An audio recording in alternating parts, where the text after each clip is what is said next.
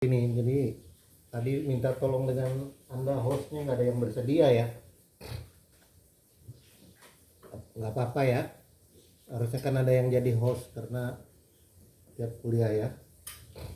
Tapi untuk kuliah pertama nggak apa-apa, saya nanti yang berikutnya Anda yang bikin ya.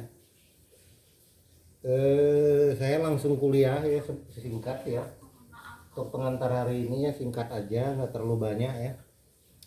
Mungkin sama dengan mata kuliah lain, nanti ada TB1, TB2, hak kewajiban Anda untuk Anda ikut kuliah pos pada mata kuliah ini sampai selesai ya. Nah nanti untuk hal-hal tertentu akan saya kirim nanti atau kita bagi bersama di alat komunikasi WA Group ya. Nah kuliah hari ini pengantar umum ya, kuliahnya hybrid ya, dan menggunakan aplikasi Google Meet. Pertemuan pertama saya akan membahas secara singkat timeline ya, singkat apa itu akuntansi perpajakan atau hakikat ya. Hakikat itu artinya pengertian umum, konsep umum. Nah yang agak berbeda kuliah S1 dengan S2 atau pasca sarjana adalah kalau S1 itu hanya mungkin terlalu banyak analisis teknis dan mekanik ya, teknis mekanik perhitungan, teknik mekanik memperhitungkan, menghitung, membayar, menyetor dan seterusnya. Nah kalau di S2 enggak begitu, lebih banyak pada konseptual ya. Jadi bagaimana Anda memahami sebuah konsep kemudian diterapkan dalam aplikasi. Jadi dia kalau pada KKNI itu kompetensi nasional dia ada pada level 6 dan 7 ya, bahkan 8 ya. Jadi itu namanya pasca itu setelah sarjana. Jadi pengetahuannya nggak bersifat teknis. Anda nanti kalau ada yang bagian kelompok berapa maju ya, ngomongnya harus 60% konsep atau 60% konsep, 70% konsep, 30-nya aplikasi atau prakteknya. Nah karena itu di PowerPoint saya udah mempertanyakan itu, apa itu akuntansi perpajakan. Jadi sebenarnya pertanyaan ilmu pengetahuan itu ada 5W1H ya, biasanya Anda ketahui. Ini saya hanya mengambil satu aspek W-nya, tapi nanti W berikutnya bisa berkembang. 5W1H itu adalah what, why, where, when, dan how. Apa, bagaimana, di mana, dan bagaimana. When, di mana, where, dan who, siapa ya. Nah hari ini hanya what-nya saja, satu aspek dari 5W1H.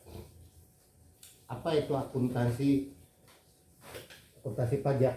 Ada dua kata word ya, dua kata kerja ya, sekaligus kata benda.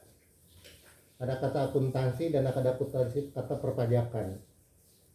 Akuntansi dan perpajakan itu kalau digabung sama-sama memiliki makna yang sama ya. Dia bisa sebagai ilmu dan bisa sebagai seni. Nah sebagai ilmu, saya ngambil sebuah konsep, ada 3 tipe ilmu menurut Aristoteles. Pertama adalah konsep ilmu sebagai teoria, sebagai praksis, dan sebagai poesis. Nah yang mana akuntansi di situ atau dalam pajak itu, karena Anda S2 saya kasih warna merah, dia adalah sebuah teoria.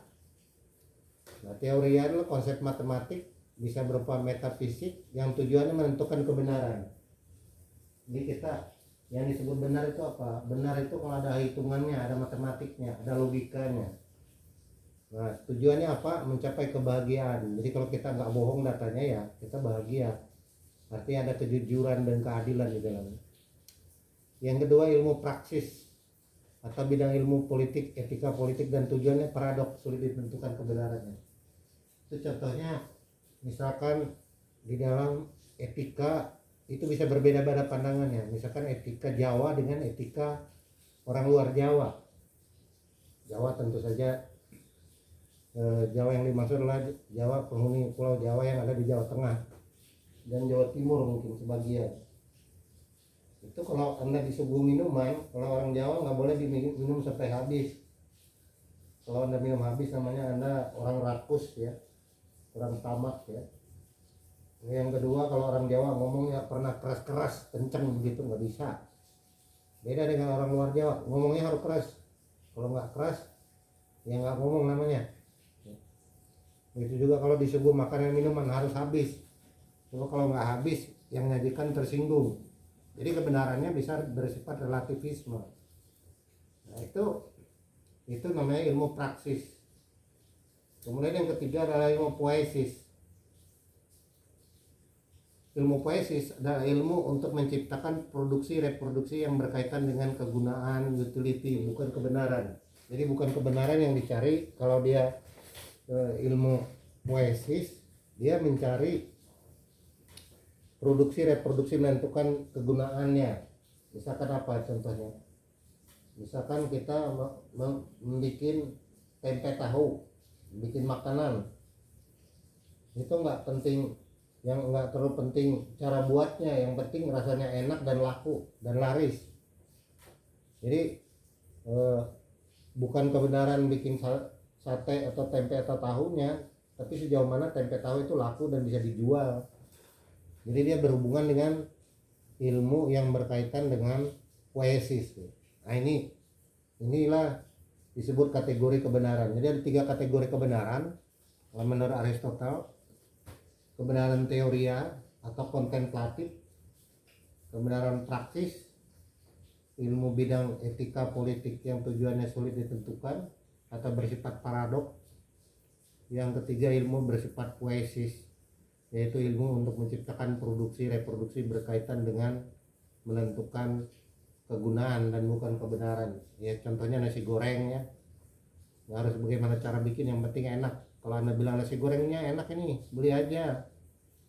Pas saya makan nasi gorengnya rasa kobokan, ya nggak ada yang mau ya. Jadi yang penting adalah dia sejauh mana makan nasi goreng bisa kenyang dan rasanya enak ya. Jadi walaupun abangnya bikin dicampur micin 5 kilo ya, kalau Anda mau makan itu ya silakan. Jadi nggak penting dia buat kesehatannya ya, namanya orang jualan ya. Itu namanya ilmu poesis. Nah, ilmu perpajakan dan akuntansi itu lebih banyak ke pendekatan teoria kontemplatif ya, dan itulah sebagai kebenaran. Nah, sebagai seni nanti pada kuliah kedua ya, setelah itu Anda yang kasih kuliah ke kita ya, sesuai pembagian masing-masing. Lalu apa itu akuntansi ya? Kalau dia sebagai teoria ya, ada buku yang paling terkenal ya, buku yang dibuat oleh Watt and Zimmerman. Anda pernah tahu itu buku Watt and Zimmerman? Itu berjudul Positive Accounting Theory, teori akuntansi positif. Nah, teori akuntansi positif itu apa isinya? Adalah berisi pengetahuan tentang teori akuntansi itu sendiri. Jadi kalau mau dibuat pengertian, teori akuntansi itulah sebagai proses kontemplatif atau kontemplasi antara dua hal, bersifat logis rasional, yang kedua dia bersifat empirik, induksi ya. Jadi deduksi, induksi boleh. Deduksi itu dari hal-hal umum ke hal-hal khusus. Kalau induksi dari hal-hal khusus ke hal umum. Contohnya apa ya? Contohnya semua aset bersaldo debit, tanah adalah aset. Kesimpulan tanah pasti bersaldo debit. Itu kebenaran deduksi atau kebenaran rasional. Nah ini ya, jadi dilihat di situ ada kebenaran deduksi nih, deduksi dan ada induksi. Induksi deduksi ini berdekatan, tetanggaan. Deduksi itu dari hal-hal umum ke hal-hal khusus. Kalau induksi dari hal-hal khusus ke hal-hal umum. Ini contohnya ya. Semua aset bersaldo debit, tanah adalah aset, tanah pasti bersaldo debit. Gimana kita tahunya? Ya kita audit, periksa. Memeriksa itu disebut kegiatan induksi. Kita periksa klien kita atau kita audit ya. Kalau deduksinya tadi mengatakan semua tanah bersaldo debit, maka cara induksi kita periksa berapa harga perolehannya, berapa nilai fair value-nya, berapa NJOP, nilai jual objek pajaknya. Lalu kita bisa tentukan, oh iya, Anda bersaldo debit.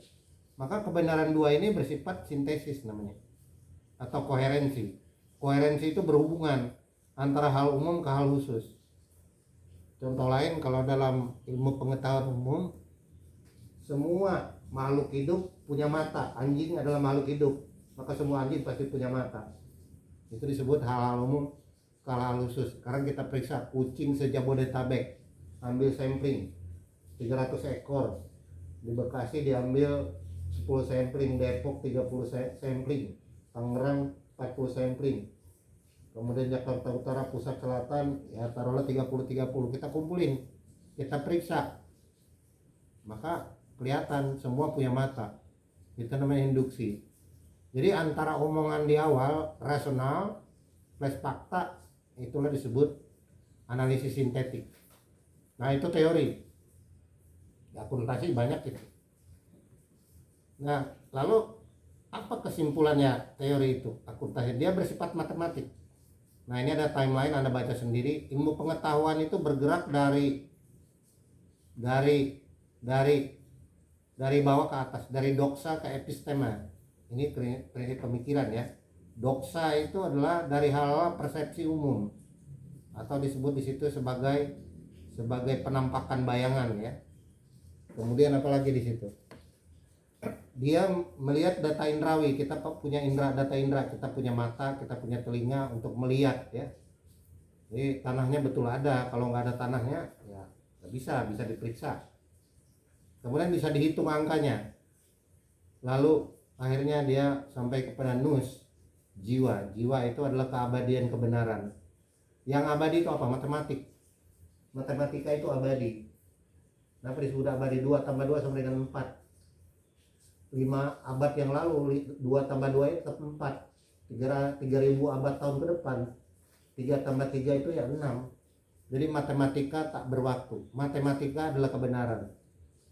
Maka seluruh persamaan dasar akuntansi kalau Anda lihat itu dia menggunakan matematik, perhitungan keseimbangan atau penambahan pengurangan, increasing decreasing. Misalkan apa contohnya? Membeli tanah secara kredit, tanah bertambah, utang bertambah, matematik.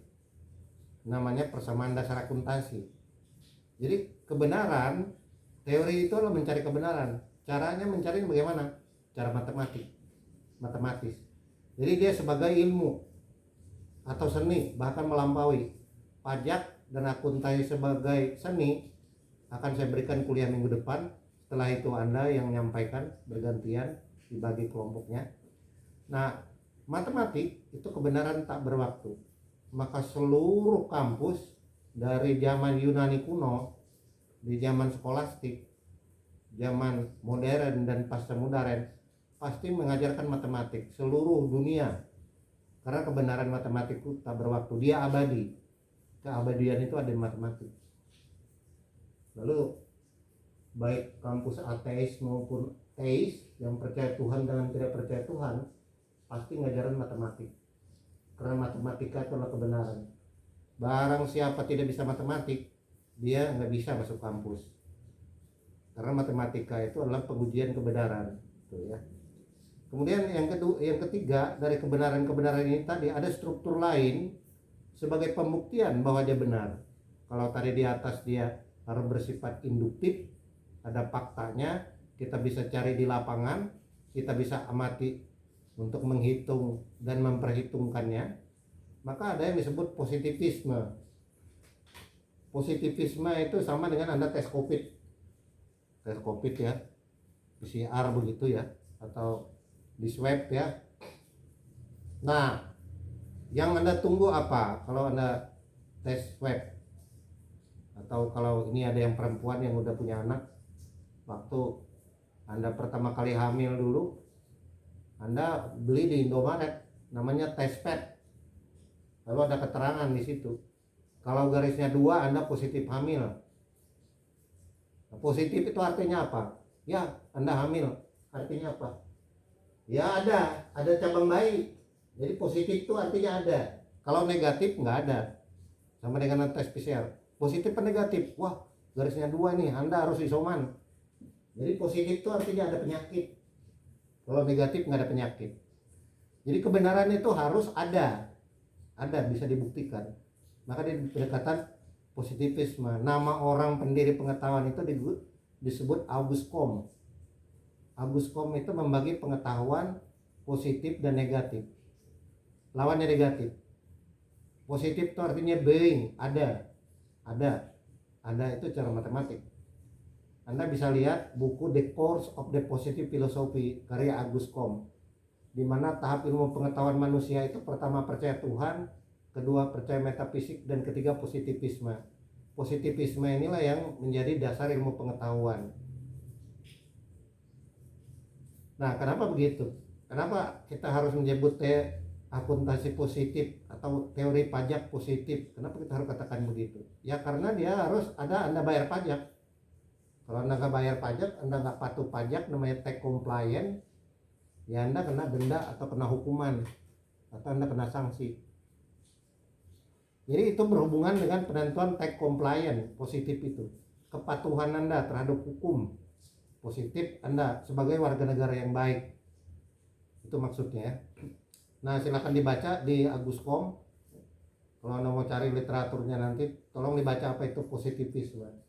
Positif itu artinya ada, kalau negatif nggak ada. Jadi kalau perusahaan itu baik ya dia harus positif. Positif apa artinya? Labanya naik. Laba naik itu berarti dia naik, positif artinya. Kalau dia negatif, rugi, ya perusahaannya bubar, dilikuidasi. Kalau enggak ya perusahaannya di anu. Kalau perusahaannya rugi terus jadi merger, diakuisisi, ya terakhir ya bangkrut, balik. Jadi harus positif. Positif itu disebut progresio. Progresio itu kemajuan. Nah, sekarang saya ambil contoh ya, laporan keuangan ya. Saya ambil contoh walaupun belum masuk ke konsep umum ya. Kalau kita pengen tahu apakah laporan keuangan itu memenuhi struktur pengetahuan, dalam artian dia harus tidak boleh melompat atau pitfall. Fit itu cocok, fall itu gagal. Tidak boleh mengalami pitfall. Pitfall itu kegagalan cara berpikir. Pak, ada yang namanya Pak Nurholis? Jelas. Nggak ada. Nggak tahu Pak. Bapak tanya aja. Nah, ini pengetahuan yang bersifat deduksi dan induksi. Pengetahuan deduksi induksi inilah yang disebut pendekatan matematis, dialektis. Ada dua kebenaran. Jadi tidak boleh melompat. Atau ada tatanan yang disebut rigoritas. Rigor itu dia ada data dan bisa divalidasi untuk menghasilkan pengetahuan universal. Karena itu standar akuntansi, standar perpajakan nanti dia harus bersifat universal. Maka ada yang disebut dengan tax treaty. Tax treaty itu apa sih artinya? Perjanjian pajak internasional yang memungkinkan orang untuk tidak menghindar pajak atau terjadi pajak berganda. Itu harus dia universalitas. Nanti pengertiannya ada dituangkan dalam PMK, gitu, Peraturan Menteri Keuangan, ada undang-undangnya. Kalau internasional ada namanya kesepakatan OECD.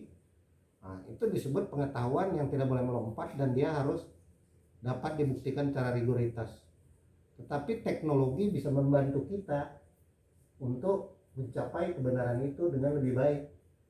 Teknologi itu memungkinkan manusia tersistem dan patuh pajak. Karena jejak digital dapat diketahui, itu problemnya. Nah, sekarang saya udah membuat dari 2000-an tahun 2000-an bagaimana sebenarnya proses akuntansi. Ini saya buat gambar seperti ini ya. Kalau Anda lihat ini sih mudah aja, tapi mikirnya bisa 10 tahun begini hasilnya seperti ini ya. Nah, bagaimana akuntansi itu dihasilkan? Ini adalah proses input, di tengahnya proses, di paling kanan output. Nah, outputnya apa? Publikasi teks laporan keuangan. Nah, ini laporan keuangan fiskal, katakanlah begitu ya. Kalau ini fiskal, tapi kalau dia pakai standar IFRS atau etap atau syariah, ya ini laporan keuangan komersial. Jadi ada dua publikasi yang memungkinkan dihasilkan dari tatanan regulator ini. Satu, dia laporan keuangan fiskal kalau dia pakai sistem akuntansi pajak atau ASP, akuntansi sektor publik. Kalau dia pakai SAK IFRS, namanya perusahaan go public outputnya. Kalau dia pakai etap, nama laporan keuangannya laporan keuangan non go public. Kalau dia pakai syariah, namanya BSI, Bank Syariah Indonesia. Itu tag publikasi laporan keuangan menggunakan standar syariah. Jadi tergantung mazhab apa yang Anda pakai di sini. Ini mazhab disebut. Mazhab regulatornya apa? Nah, mazhab regulator ini disebut kemampuan kita untuk menulis tag. Penulis tag atau author atau reporter ya. Ini reporting, ini reported. Prosesnya disebut financial reporting, proses pencatatan laporan keuangan. Nah, kalau kita ngambil salah satu, misalkan IFRS, perusahaan go public, maka tag laporan keuangan harus disusun atas dasar IFRS ini. Nah, lalu ada model hermeneutik atau dialektik. Dialektik antara apa? Antara transaksi dengan standar. Nah, kita harus mencocokkan di sini. Ada event bisnis, ada aturan. Aturan gimana mencatatnya? Ini biaya tidak dikenakan pajak, ini biaya dikenakan pajak. Kita rekonsiliasi, boleh. Lalu muncul di sini publikasi laporan keuangan. Pembuatan laporan keuangan nggak boleh dipublikasikan. Pertama, dia harus diaudit oleh internal audit. Nah, bukunya ada, namanya buku Sawyer ya, namanya audit internal Sawyer ya. Itu namanya textbook internal audit. Kemudian yang kedua ada namanya, kalau dia menerapkan perusahaan go public harus menerapkan yang namanya aturan GCG atau kritik otoritas GCG, Good Corporate Government. Atau yang ketiga, setelah kritik internal dan komite audit dilakukan, maka ada tahap ketiga yang dilakukan, yaitu namanya audit keterakuntan publik atau kritik akuntansi. Dikritik, ini udah benar nggak yang Anda lakukan ini. Jadi ada dialektik standar menulis, ini standar menulis, ini dialektik standar ngaudit. Tiga dialektik ini membacanya apakah udah sesuai dengan aturan SPAP atau standar profesional akuntan publik. Itu akan memeriksa catatan. Setelah itu terbitlah laporan keuangan yang final publikasi. Ini disebut struktur pengetahuan. Jadi ada input, ada proses, ada output. Nah, publikasi laporan keuangan ini lalu ini adalah sebagai kegiatan produsen dan konsumen. Ini produksi tag, ini konsumen tag, pemakai. User ini membuat decision di sini ya. Pemakai itu membuat kesimpulan apakah buy, held, beli atau jual, apakah patuh pajak, apa tidak patuh pajak, apa cocok, apa tidak cocok. Nah, di sini kalau di pajak namanya ada DPP, dasar pengenaan pajak, objek pajak kali tarif pajak. Itu direkonsiliasikan semua. Namanya pembuatan laporan keuangan rekonsiliasi komersial ke fiskal yang Anda pelajari di S1 kalau Anda fakultas ekonomi. Kalau enggak ya agak susah, karena syarat masuk maksi harusnya Anda alumni fakultas ekonomi dan tahu itu ya. Kalau enggak ya agak bingung juga ini. Ini disebut konsep teori penyusunan laporan keuangan atau financial statement reporting ya. Baik yang berbasis tergantung di sini. Jadi saya kasih warna sendiri ini, sengaja saya modifikasi. Kita pakai regulator apa di sini? Apakah ASP, pajak, atau dia standar akuntansi IFRS, etap dan syariah? Nah, tergantung. Nah, prosesnya seperti ini. Ini saya mengandaikan ini akuntansi keuangan berakan SAK ya, tapi kalau pajak ya sama aja proses seperti itu. Maka ada yang namanya Direktorat Jenderal Pajak itu bisa memeriksa, walaupun asas kita self assessment itu ya artinya Anda dipercayakan untuk melaporkan pajak. Maka nanti saya nggak tahu kuliah berapa atau di mata kuliah lain yang namanya pemeriksaan pajak itu bisa dilakukan kalau ada kecurigaan ketidakjujuran fiskus ya, fiskus wajib pajak ya. Nah, ini disebut struktur pengetahuan akuntansi perpajakan secara umum ya. Itu teknis ya. Oke, saya masuk ke halaman berikutnya. Kenapa? Jadi pajak itu apa? Tadi akuntansi sudah, pajak itu apa? Saya ambil sekenanya kalimat ya, ngasal aja begitu. Pajak itu adalah cara negara mengumpulkan uang pada objek pajak apapun yang menambah nilai ekonomi. Jadi gaji, bunga, dividen, sewa, pendapatan, transfer, gaji, pembelian barang, jasa, ekspor, impor.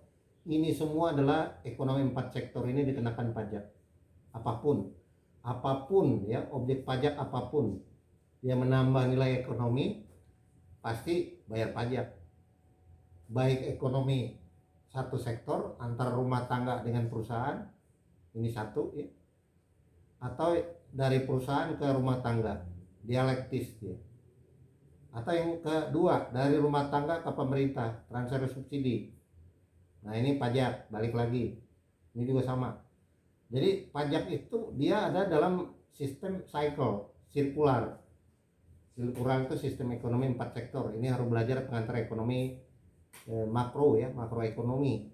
Pengantar mikro itu di firm, di perusahaan, ini di sini. Ini perusahaan ya. Tapi kalau 4 sektor ada ekspor dan impor, X min M, government itu GDP, pendapatan nasional kan dihitung dari investasi plus pengeluaran pemerintah plus investasi plus tabungan plus ekspor min impor plus transfer pajak. Itu kan rumusan agregat ekonomi 4 sektor. Nah, Anda silakan baca ya teori ini, namanya juga pasca sarjana, dianggap Anda sudah memahami itu. Jadi pajak ini bersifat niscaya itu tidak bisa dihindari, memang ada dalam struktur seperti ini, dalam struktur ekonomi. Yaitu cara negara mengumpulkan pajak untuk apapun, untuk keseimbangan ekonomi dan dana pembangunan ya, itu silakan dibaca sendiri ya, tapi esensinya itu. Nah sekarang kita udah punya world view, cara pandang apa itu akuntansi dan apa itu pajak, kita udah punya pengetahuan itu minimal ya. Sekarang saya lanjut ke hakikatnya, hakikat ontologis umumnya. Kalau tadi di sini saya bikin tadi ini 4 sektor, rumah tangga, perusahaan dan institusi keuangan, the firm, kemudian di sana foreign sector, di sini adalah ekonomi 4 sektor, sama seperti di atas. Ini ekonomi 3 sektor, dan ini adalah ekonomi 2 sektor, ini 3 sektor, ini 4 sektor. Ini sektor ekonomi. Maka terjadi sirkulasi antara ini. Kenapa begitu? Nah, Anda harus belajar yang namanya APBN, anggaran pendapatan dan belanja negara. Karena tujuan pajak kan untuk mengisi APBN negara. Ya, APBN negara itu pemerintah tidak bisa mencetak uang baru kalau dia nggak punya duit. Maka ada 2 kebijakan namanya di dalam struktur ekonomi itu. Ada kebijakan moneter, ada kebijakan fiskal. Kalau kebijakan moneter itu otoritas Bank Indonesia atau Bank Sentral, di Tamrin yang punya kuasa. Kalau di Jakarta ya, Indonesia ya, MH Tamrin itu kebijakan moneter, karena dia membuat keseimbangan uang rupiah itu dengan memainkan suku bunga dan pinjaman. Kebijakannya namanya Libor ya, atau Gibor. Kalau Libor itu London, kalau Gibor itu Jakarta Interrate Bank, tarik bunga antar bank pinjaman. Itu dalam rangka menstabilkan nilai mata uang rupiah atau intervensi mata uang dolar terhadap rupiah dengan melakukan tight policy money, kebijakan uang ketat. Itu wilayah Tamrin yang membuat kebijakan ekonomi moneter. Nah, kalau kebijakan fiskal itu berada di lapangan banteng Kementerian Keuangan. Jadi ini pertarungan lapangan banteng dan Tamrin. Nah, ini supaya terjadi yang namanya government regulation yang baik. Dan tentu didukung oleh financial market, pasar modal. Infrastruktur ini yang memungkinkan sebuah negara itu menjadi baik. Maka kalau kita lihat di sini, ini adalah agregat ekonomi ya, AE ya, agregat economic expenditure, konsumsi tambah investasi tambah pengeluaran pemerintah plus ekspor neto. Ekspor neto itu adalah untuk melihat perkembangan adanya jumlah uang beredar yang ada di sini. Jadi ontologi pajak kalau secara umum bisa dilihat dari ekonomi 2 sektor, rumah tangga dan keluarga, bisa 3 sektor dalam artian pemerintah muncul, government, atau bisa 4 sektor. Jadi kalau kita melihat ya, konsep ini dikembangkan oleh jauh sebelum ada di negara kita. Namanya ide res publica dan ide res privata ya. Rumah tangga itu wilayah private, karena itu ada disebut oikos dan nomos. Oikos itu aturan, nomos itu rumah tangga. Maka ilmu ekonomi itulah ilmu oikos nomos. Itu kata ilmu ekonomi itu berasal dari itu. Anda baca aja pelajaran kelas 3, kelas 5 SD juga ada. Ilmu ekonomi adalah ilmu aturan rumah tangga, dari kata aikos dan nomos, tatanan rumah tangga. Tatanan rumah tangga itu adalah kepentingan antara res vivata dan res publica. Maka negara ini berbentuk negara republik. Negara republik itu dikelola dengan memasukkan unsur ini. Itu disebut negara republik. Jadi seluruh dunia yang disebut dengan ideologi liberal itu pasti menerapkan res publica. Res publica itu memungkinkan sistem ekonomi itu terintegrasi dalam 4 sektor.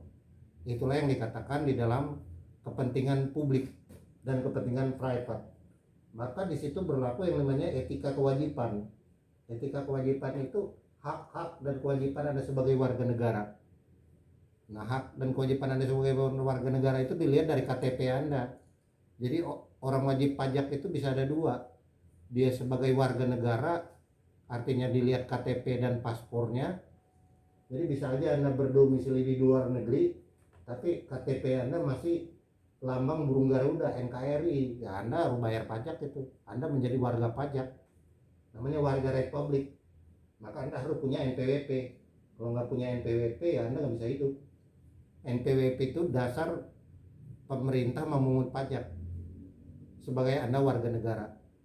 Walaupun Anda di luar negeri, kalau KTP Anda atau paspor Anda masih berlambang burung Garuda dan Pancasila, itu ide negara republik disebut. Itu yang dipikirkan oleh Pak Muhammad Yamin, Supomo, dan yang dikembangkan dari Muhammad Hatta. Nah, Muhammad Hatta belajar dari mana? Ya dari Eropa, terutama Belanda, yang belajar dari konsep negara integralistik Adam Muller. Nah, itu berkembang menjadi negara republik. Republik itu artinya seluruh logika Anda ditatana dalam struktur seperti ini, namanya struktur keteraturan. Struktur keteraturan itu, hidup manusia itu ada 3 hal menurut John Locke: life, liberty, dan property. Properti Anda itu diakui sebagai hak milik, tapi pemerintah berhak memungut pajak atas properti Anda. Anda bebas untuk hidup, tapi Anda juga punya kebebasan. Kebebasan itu dikembangkan menjadi hak dan kewajiban. Nah, itulah menjadi warga negara, citizenship namanya. Nah, silakan belajar. Kalau mau belajar tentang ekonomi fiskal, nanti cari aja buku Rowan Jones ya, silakan dibaca. Oke ya, kemudian kita melihat bagaimana itu diterangin pengantar ekonomi. Nah, ini kan ekonomi mikro dan makro ini berbagi di sini, kebijakan moneter dan fiskal tadi. Nah, di sini akan muncul ya yang namanya disebut perbedaan antara ekonomi mikro dan makro.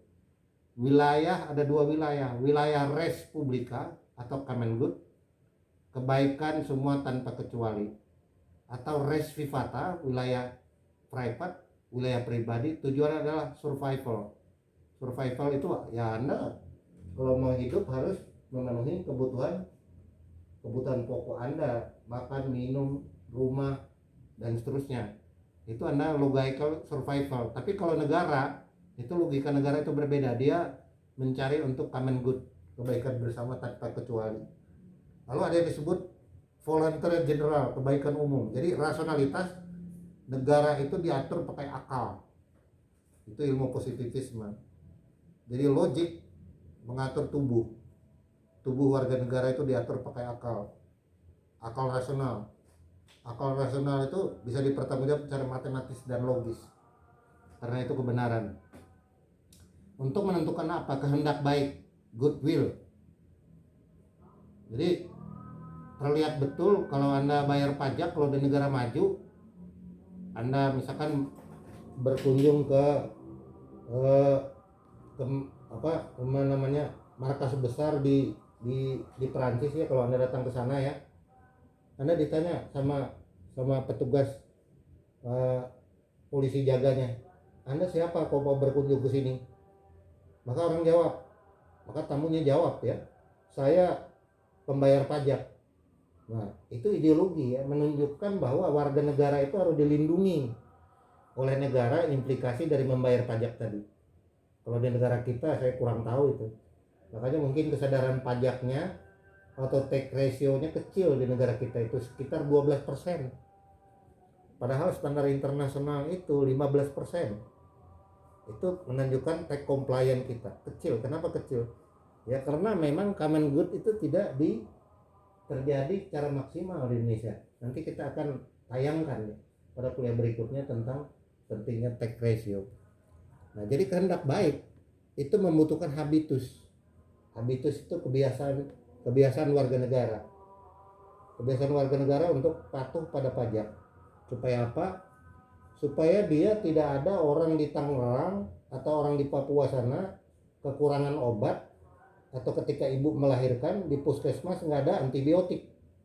Itu artinya negara bisa mengelola tax secara logis karena ada di situ habitus bahwa yang lebih memberikan kepada yang kurang. Artinya ada restribusi keadilan. Nah, jadi itu dinamakan etika publik. Etika publik itu apa? Ada gap antara Anda tahu pajak dengan melakukan pajak. Sama ya, setiap kita tahu kebaikan, tapi belum tentu orang itu melakukan kebaikan. Ada jarak. Tahu nggak boleh naik motor nggak pakai helm, tahu, semua tahu. Tapi coba Anda cek di lapangan, fakta empiriknya. Kalau di wilayah Meruya itu, padahal masih Jakarta loh, dudukannya 10 menit, jam 7 sampai jam 8 tuh. Coba dihitung pakai kertas kecil begitu, berapa orang yang nggak pakai helm melintas ngantar anaknya sekolah. Semua orang tahu bahwa memakai motor harus pakai helm. Itu kalau kecelakaan oleh negara lain, Anda nggak akan dibayar oleh negara perawatan Anda di rumah sakit. Ya Anda nggak tertib hukum kok, bawa motor nggak pakai helm. Jadi kepatuhan warga negara untuk menentukan yang namanya habitus, moral pajak itu sangat rendah. Itu problem. Nah, kita sebagai intelektual yang tahu dan belajar itu memahami kenapa kok pajak kita bayar terus, tapi struktur sosial ekonomi seperti ini. Itu tidak salah siapa-siapa, salah kita semua. Karena tidak maksimalnya yang dimaksud tax logis itu kita pahami secara sungguh-sungguh. Dan itu ada datanya, tax ratio kita rendah, 9%, 10%. Nggak tahu tahun ini berapa persen. Itu menunjukkan bahwa common good, logika common good ini nggak berjalan dengan baik. Karena itulah Anda perlu belajar yang namanya akuntansi pajak itu supaya tahu makna pajak dikelola sebagai ideologi of state, ya, ideologi negara. Ya. Nah, halaman berikut ya. Nah, kalau kita melihat ini struktur yang saya bikin di situ ya, kenapa kita harus belajar pajak dan mengapa dia harus ada? Itu pertama social justice dan redistribusi kesetaraan manusia. Jadi di situ saya sebut ada orang kurang beruntung, di sebelahnya ada orang lebih beruntung. Sebenarnya kalau mau dikatakan ini orang kaya, ini orang miskin. Lalu negara punya fungsi ini, memajukan kesejahteraan umum. Tujuan negara itu ada. Apa sih tujuan negara itu ada? Negara itu ada satu, nggak ada boleh ada orang bodoh. Karena tujuan negara ini mencerdaskan kehidupan bangsa. Kalau nggak ada yang bodoh itu artinya minimal kita harus sekolah kuliah misalnya, sarjana. Jadi sampai sarjana pemerintah harus kasih beasiswa.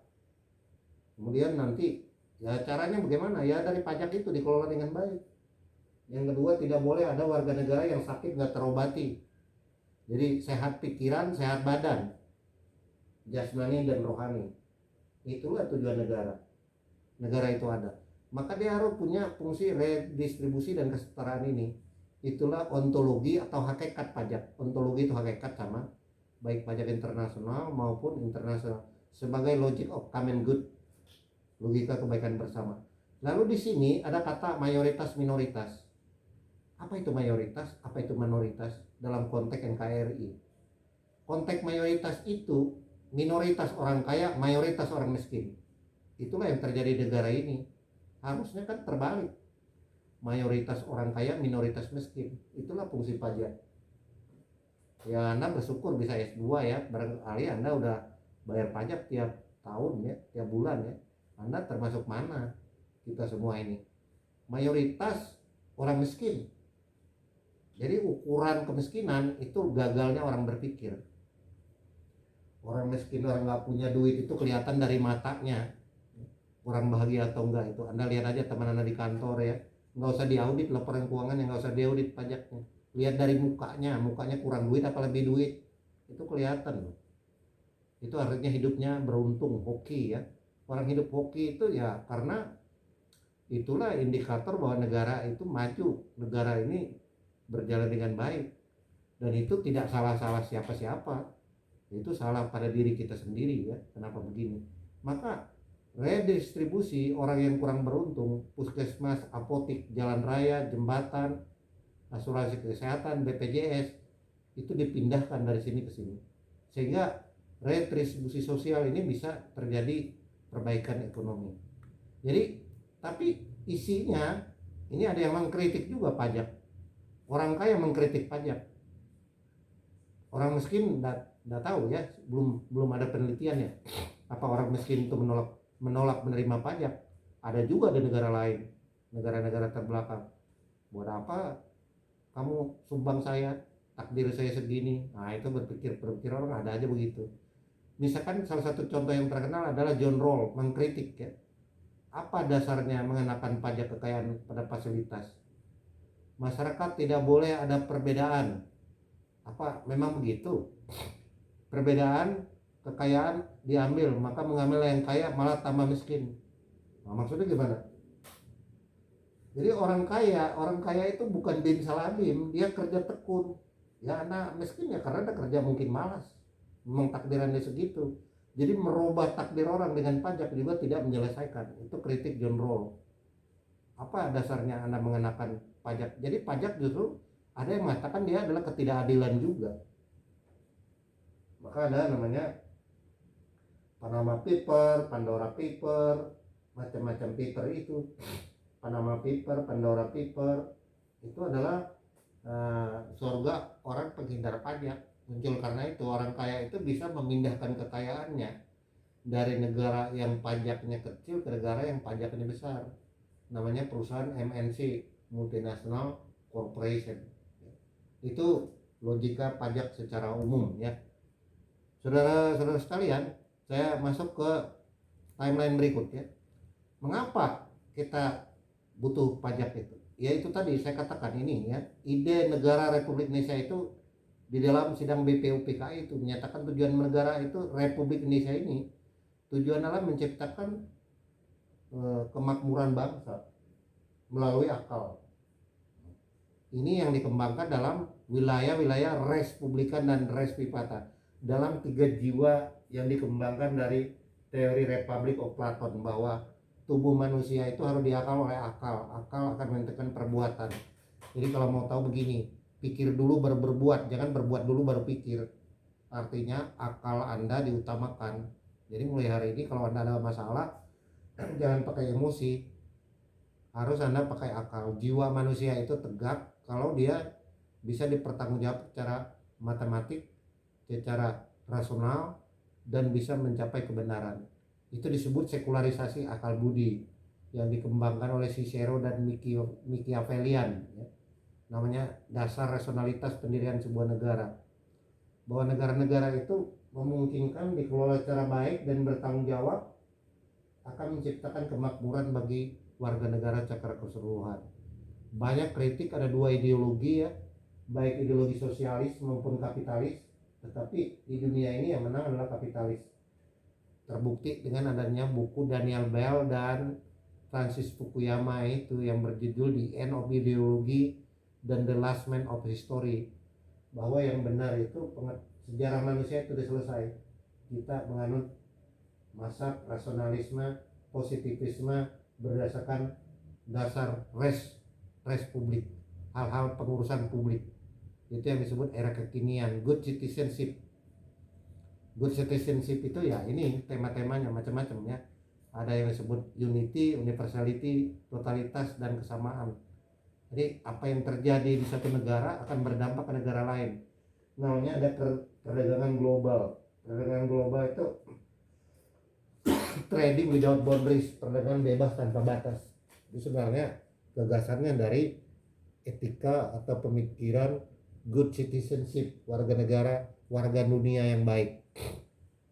Nah, dasarnya itu dari pemikiran Max Weber ya, atau Darwinisme sosial, survival kan.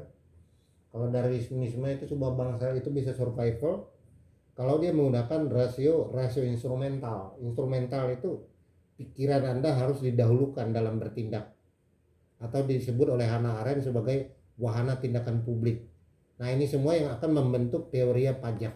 Jadi kalau mau lihat di timeline pajak secara keseluruhan sangat panjang. Saya udah baca semua literatur ini, bagaimana supaya pajak itu muncul dan ada. Jadi dia berkembang dari sebuah ideologi hakikat manusia ya. Ideologi hakikat manusia. Bahkan dari sisi religiusitas agama pun ada. Yang namanya orang bayar zakat bisa. Yang namanya kalau di gereja ya, atau di orang-orang Nasrani disebut perpuluhan persembahan kepada Tuhan mereka. Kalau pada Hindu, Buddha, Kejawen ya ada namanya lalarung saji, tiap tahun dikasih ke pantai selatan. Itu adalah bentuk persembahan kita kepada alam semesta. Atau kalau Anda pergi ke Bali, tiap tikungan ada dikasih kembang. Itu penghormatan terhadap yang lain. Jadi dalam kebudayaan NKRI pun ideologi mempersembahkan itu ada. Karena itu berikan kepada raja atau pemerintah apa yang menjadi hak pemerintah, dan berikan kepada Tuhan apa yang menjadi hak Tuhan. Itulah ideologi volontaire general oleh Jean-Luc Rousseau. Jean-Luc Rousseau itu mengajarkan itu. Itu timeline perpajakan secara umum ya. Silahkan dibaca. Saya hanya ingin menggambarkan bahwa dasar pembenaran pajak dan akuntansi seperti ini, sehingga muncullah KTP Republik Indonesia itu dari kata republik, negara berbentuk republik, bukan kerajaan. Kalau kerajaan itu feodal, dia menggunakan kekuasaan. Tidak ada darah biru, darah kuning, darah hitam. Semua manusia sama, martabatnya sama. Itu yang disampaikan oleh Immanuel Kant itu, Kantian itu, sebagai human dignity, martabat manusia. Manusia itu nggak boleh diganggu, nggak boleh dipukul, nggak boleh disakiti. Maka negara harus melindungi mereka. Salah satu alat perlindungan proteksinya itu dengan membayar pajak. Ya, ada positifnya juga. Sekarang banyak orang tetangga itu kena penyakit ya. Ya, saya antarin ke BPJS, didaftarin, kemudian operasi dan sembuh. Jadi ya ada juga perkembangan pemerintah itu menyadari, walaupun ya kekurangannya ada, namanya juga negara berkembang ya, kalau tidak mau disebut negara terbelakang ya. Ya seperti itu, tapi kita mulai menyadari itu. Kalau Jawa ya mungkin karena kita ini penduduk Indonesia ya, alon-alon waton kelakon harus pelan-pelan. Tidak ada ideologi yang seperti dikatakan oleh Max Weber ini, yang disebut ideologi rasional dan yang harus bisa mengembangkan perubahan itu ya. Itu yang sebenarnya harus perlu di negara ini. Kalau Singapura itu bisa maju ya, kenapa ya? Karena ada seorang ideolog membangun Singapura melalui Lee Kuan Yew, itu bisa berkembang. India misalkan bisa maju secara ideologi karena ada Mahatma Gandhi. Nah, jadi kita harus butuh itu sebenarnya untuk mengembangkan sebagai akal common good ini, logical common good, kebaikan bersama untuk negara ini, bukan untuk siapa-siapa. Nah, terakhir kalau kita lihat ya dari segi dokumentasi ya, ini identitas warga negara. Jadi Anda ini kan ini saya ambil dari Detikcom ya, administrasi publik. Maka pajak itu disebut hukum publik ya, perpajakan itu, taxpayer, fiskus ya. Fiskus itu perpajakan, kebaikan bersama tanpa kecuali. Nah, kalau Anda punya paspor dan KTP, itulah tanda Anda sebagai warga negara. Ketika Anda diganggu, Anda bisa lapor polisi, Pak Polisi itu nipu saya, lalu ada hukum. Jadi pajak yang kita bayar itu menggaji para penegak hukum supaya hak dan kewajiban kita dicuri dan ditipu. Itulah fungsi pajak. Di samping dia sebagai budgeter, juga ada untuk law enforcement, penegakan hukum ya. Jadi Pak Polisi, Pak tertib lalu lintas jalan raya itu bisa berkembang. Mereka bertugas menggunakan baju itu dari pajak kita. Mereka melindungi, mengayomi kita. Itulah disebut penegakan law enforcement di dalam hukum. Nah kalau kita lihat di negara kita hanya ada di negara kita KTP seperti negara lain udah nggak ada Pak. Anda lihat Republik Singapura, kemudian ini United States, Republik Prancis, kemudian ini Jerman ya, itu identitasnya cuma nama aja, yang lain nggak muncul ya. Cuma di kita ada kolom agama, mau dihapus kolom agama itu tapi semua orang ngamuk. Memang agama nggak boleh ya, harusnya ada di KTP karena itu urusan private, wilayah IQOS. Karena mau beragama apa itu urusan Anda, nggak usah campur-campur. Yang penting negara ini makmur, orangnya sekolah, tidak ada yang pencurian tiap hari. Di sini orang beragama tapi tiap hari ada maling. Ya, saya kehilangan benda di luar negeri. 1 tahun lagi saya balik masih ada barang saya. Di sini saya ketinggalan HP di kampus, 5 menit saya balik udah nggak ada HP-nya. Padahal orangnya beragama semua. Jadi akal kita itu pendek sekali, tidak ada kesadaran hukum, lalu penegakan hukum menjadi tidak ada. Jadi itulah pentingnya ideologi sebuah negara ya. Negara ini bisa maju, bisa berkembang kalau ada semacam simultan, keseluruhan sistem itu bisa bergerak, bisa maju dalam tatanan kebaikan bersama atau logic of common good. Nah, karena Anda itu punya hak dan kewajiban kalau sebagai warga negara. Warga negara yang baik itu ditentukan dengan partisipasi Anda sebagai warga dunia dan warga negara. Kalau Anda warga negara ya Anda punya kewajiban membayar pajak lah. Anda warga dunia ya wajib ikut pajak-pajak perjanjian internasional untuk menjadikan negara ini adil dan makmur, sehat ya. Kenapa demikian? Karena orang percaya kalau di dunia ini kita aja udah sengsara, kagak bakal bisa masuk surga. Di dunia aja kita udah capek, nggak bisa hidup bahagia, tiap hari susah aja, bagaimana mau masuk surga? Padahal di bumi sama dengan di surga. Itu plesetan yang dilakukan oleh orang barat menjadi sekularisasi. Sekularisasi itu terjadi karena orang percaya bahwa kesehatan itu dibantu oleh akal. Contoh ya, ini kita perlu sekali-kali mendengar ya, walaupun tidak harus mengikuti dan tidak wajib mengikuti pikiran orang barat. Saya misalkan kena mata katarak, saya berdoa 30 hari nggak sembuh-sembuh. Jadi doa tidak bisa menjawab kebaikan juga. Lalu orang barat mulai percaya kalau begitu Pak Apollo pergi ke dokter aja, daftar pakai BPJS misalkan, lalu operasi katarak 30 menit saya bisa melek. Jadi coba Anda lihat, tidak ada kaitan antara upaya doa dengan kesembuhan mata katarak. Itu artinya apa? Pengetahuan itu segalanya. Knowledge is the power. Itulah yang dikatakan oleh Auguste Comte yang disebut saya awal tadi di sini ya, bahwa pengetahuan itu segalanya. Nih ya, mana? Nih di Auguste Comte. Positivisme. Ya. Jadi kalau kita ini ya udah, ini saya apa namanya, gula darah saya naik, udah ya udah, dokter kasih resep ini minum ya 3 kali ya, udah saya minum sembuh. Jadi bukan dengan doa, kebaikan itu bukan dengan doa, tapi dengan pengetahuan. Itulah disebut rasionalisme.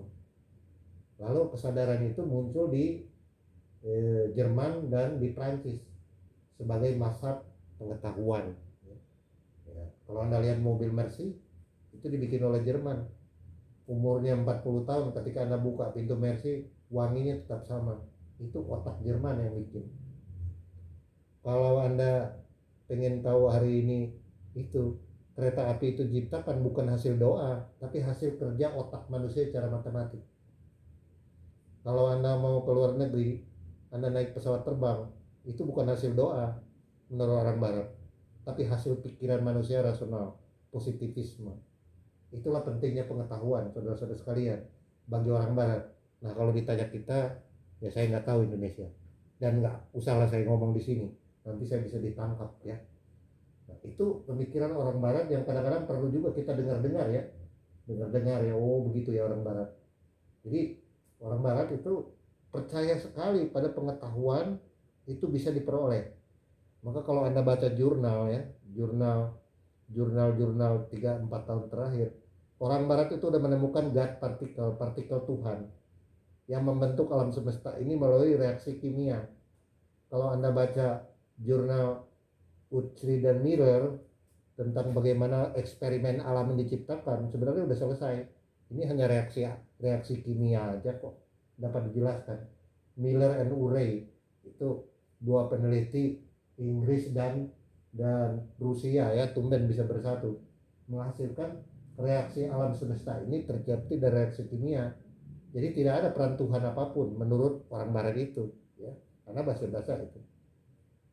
Bahkan suatu saat nanti kalau Anda mau pergi ke Jepang ya, barangkali hanya butuh waktu setengah menit Anda udah nyampe Jepang, naik dari bandara sini, bandara Halim atau bandara Soekarno-Hatta, Anda sampai Jepang itu cuma 1 menit. Udah ada penelitiannya namanya pesawat Concorde sekarang. Dari jarak dari Jepang ke London itu kurang lebih cuma 8 menit naik pesawat terbang nyampe. Nanti satu saat kalau saya dari Halim pulang ke Jogja, ya mungkin setengah menit saya udah nyampe Jogja. Itu dari mana kemampuan itu tercapai? Itulah disebut era hyperspeed ya, hyperloop disebut. Itu dari mana pengetahuan diperoleh? Dari akal manusia. Akal manusia itu bisa berkembang dari mana? Kalau pajak kita bayar dengan baik, negara dikelola dengan baik, orang bisa sekolah, nggak ada orang bodoh, kesehatannya meningkat, nah negara ini bisa maju. Itulah doa saya ya, mudah-mudahan bukan di umur kita, tapi anak cucu kita nanti bisa negara ini menjadi lebih maju kalau ditata secara baik dan rasional. Itu saja harapan dan doa saya, mudah-mudahan demikian ya, amin ya rabbil alamin.